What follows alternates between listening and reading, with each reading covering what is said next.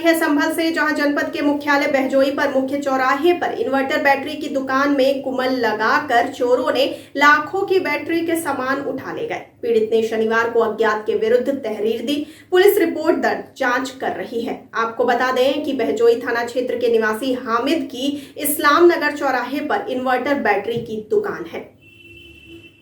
क्या नाम भैया आपका? मेरा नाम हसनैन है। आज आपकी दुकान में ये कुमिल लगाकर बैटरा वगैरह को चुराने का इल्ज़ाम दिया गया है, तो क्या क्या माल इसमें चुरा गया है? साहब बड़े तो बैटरे हैं 35 से 40 तक और 20 बैटरी लगभग कम से कम है और लगभग ऑटोमेटिक 25-30 बैटरियाँ छोटी। तो कितने रुपयों का माल होगा ये? कम से कम ऐसे मान लो 7 से 8 डिपेंड 7-8 लाख का। तो आपको कब जानकारी मिली कि हमारी दुकान से चोरी हो गई? 8 साढ़े 8 बजे जब दुकान खोली है। इस वक्त की बड़ी खबर आ रही है सोनभद्र से, जहां शक्तिनगर क्षेत्र के अंबेडकर नगर में बीते बुधवार रात जयंत शक्तिनगर मुख्य मार्ग पर अंबेडकर नगर में कथित अज्ञात ट्रेलर की चपेट में आने से 21 वर्षीय घायल छात्र रोहित गुप्ता की वाराणसी में इलाज के दौरान मौत होने के बाद क्षेत्रीय लोगों का कोयला ट्रांसपोर्ट को सड़क मार्ग से बंद करने को लेकर आक्रोश बढ़ता ही जा रहा था। आक्रोशित ग्रामीण महिलाओं ने शुक्रवार की सुबह लगभग 10 बजे मार्ग जाम कर जमकर बवाल काटा। देखिए, यहाँ पे एक्सीडेंट हुआ था और उसके बाद फिर मौत हो गई और एक इंडिविजुअल एक उसका लॉस हुआ, देश को हुआ, उनके परिवार को हुआ। तो हम सब लोग दुखी हैं, ठीक है। लेकिन उसमें हम पूरी कोशिश किए कि जिससे कि कोल की जो समस्या हो रही है उसका भी निवारण हो जाए, जाम जो है वो बंद रहे और उससे साथ में ही जिस परिवार ने अपने एक पुत्र को खोया है उनके भी दर्द पे थोड़ा मरहम लग सके। इस बारे में मैं सीओ साहब, बाकी उनके जो दुद्धि चुआ और यहाँ खड़िया के जो जीएम लोग हैं और इनके परिवार के लोग, कुछ और जनप्रतिनिधि, प्रधान जी, बाकी लोग, विधायक जी भी, हम सब लोग बैठ के वार्ता किए कि किस तरह ये सारी समस्याओं का निवारण कर सके। 5-6 घंटे लगातार डिस्कशन के बाद ये निकला हुआ है। उन्होंने बोला हुआ है कि वो जो अभी जो रोड है इस रोड को चौड़ीकरण करेंगे और इसको रिपेयर करवाएंगे, ऐसा उन्होंने कमिटमेंट दिया हुआ है, लिख के दिया हुआ है।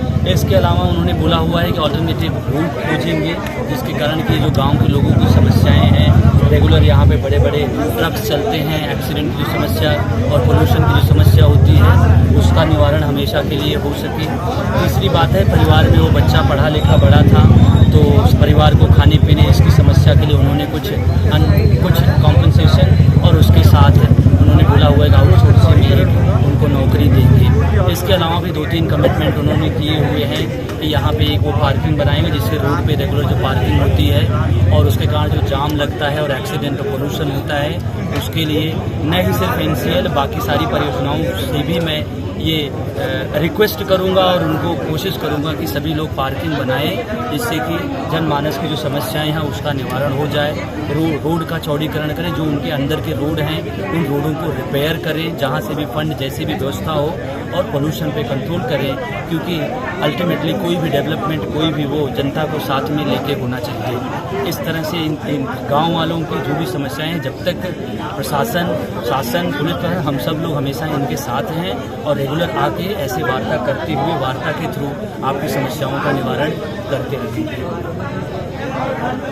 बड़ी खबर आ रही है सोनभद्र के दुद्धि से, जहां पर तहसील अंतर्गत ग्राम हथवानी इन दिनों BDC रिक्त पद के चुनावी माहौल के लिए चर्चा में है। मीडिया की जमीनी पड़ताल में गांव के लोग खानाबदोश की जिंदगी जीने को मजबूर हैं।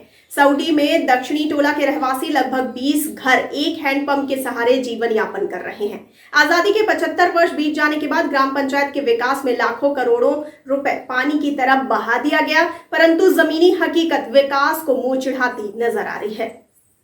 क्या नाम है आपका? पानी हमके चाहिए।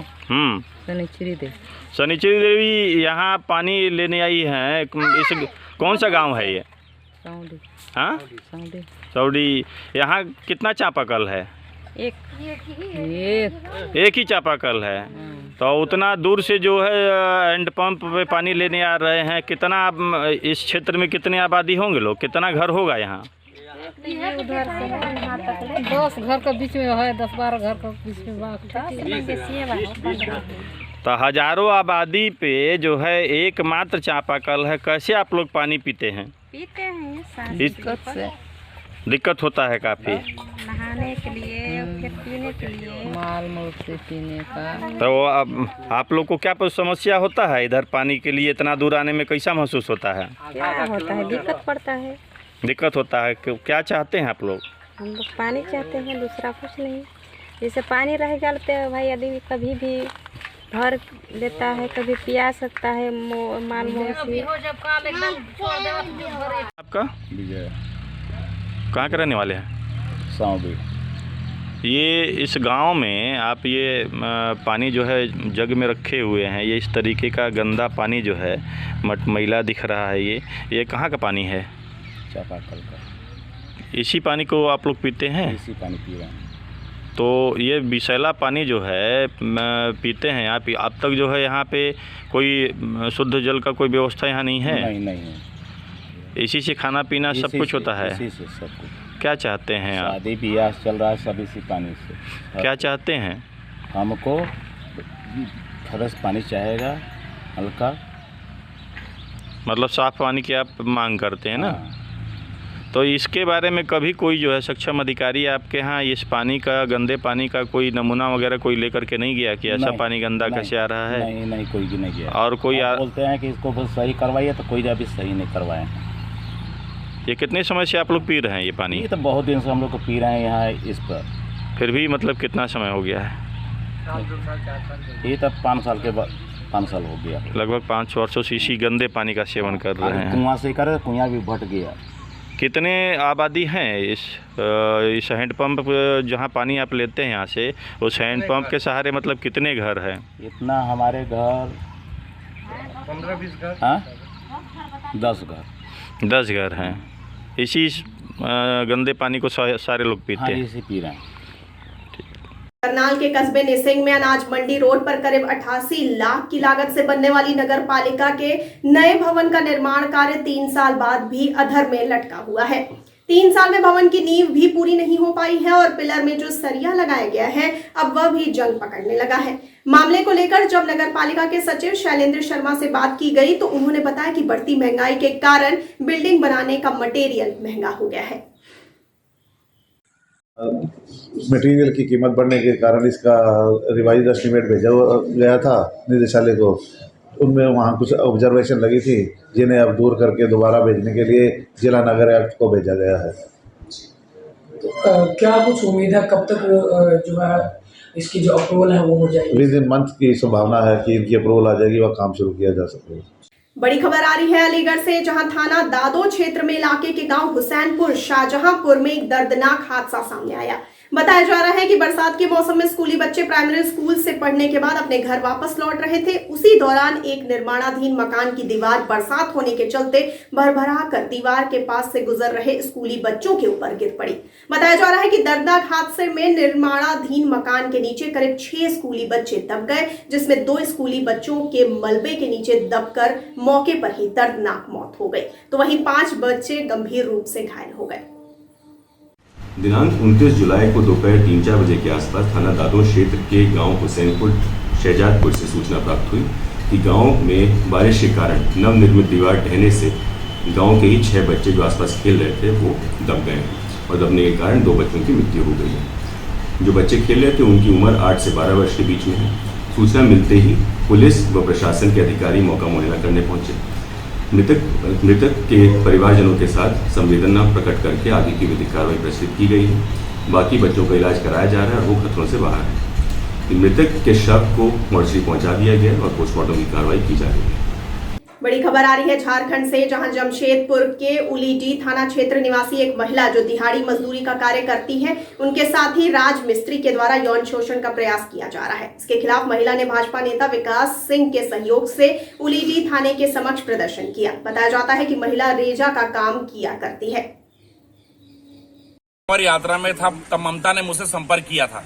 ममता ने बताया कि ये दिहाड़ी मजदूरी में काम करती है और इसके साथ काम करने वाला राज मिस्त्री रहमत इसके साथ गलत करने का प्रयास किया।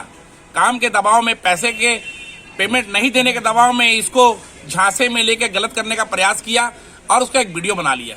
उसके बाद रहमत ने इसे वीडियो वायरल करने की धमकी देने लगा और कहा कि आपको मेरे साथ शादी करना होगा। इन्होंने कहा मेरे 2 बच्चे, हम कैसे शादी करेंगे आपके साथ? तो कहा आपको धर्मांतर कराना होगा और मेरे साथ विवाह करना होगा। मैं कांवड़ यात्रा में था, मैंने इन्हें दूरभाष में कहा कि आप थाना में लिखे शिकायत दीजिए। मैंने सोचा कि इतना ज्वलंत मामला है, ये सीधे मामला किसी के जीवन से जुड़ा हुआ, निश्चित रूप से पुलिस कार्रवाई करेगी।